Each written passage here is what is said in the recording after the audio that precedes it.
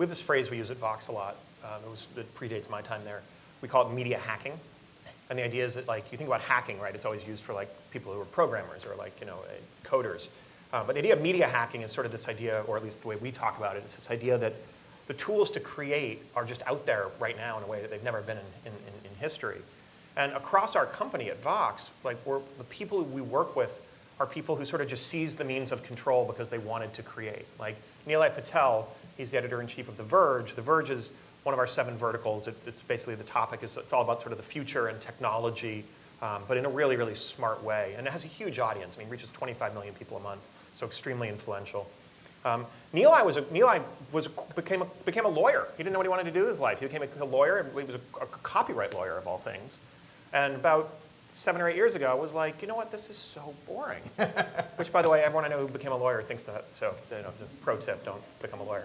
But if you do become a lawyer, you can do what Nilay did, which was he just decided, like, I just want to start writing about this stuff. I love to write, and like, I shouldn't have become a lawyer. I should have been a writer.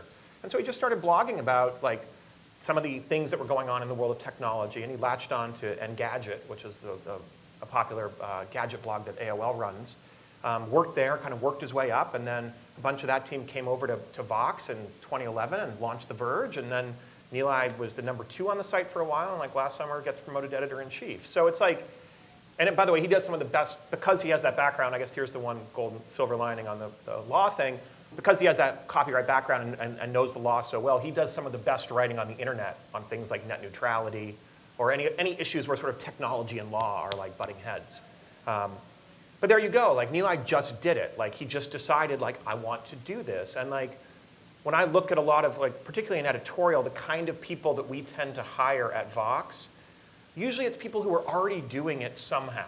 Like they're not waiting for permission, they're not waiting to get the job. It's like, they already have a blog. Or they're doing like, we hired someone at Curbed because he had the most beautiful Tumblr I've ever seen. It was just curated photos. But Curbed is a very visual site, and just looking at his Tumblr, that he was doing just for the hell of it. He didn't have an agenda. And we literally reached out to him, and I was like, well, we want to hire you. And he's like, I never thought I would work at a media company. This is so crazy.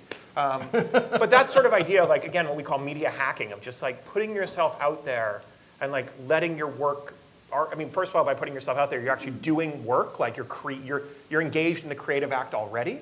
And it's the rare person we hire who isn't already doing that in some way. It might, and in this day and age, it could be like a YouTube person.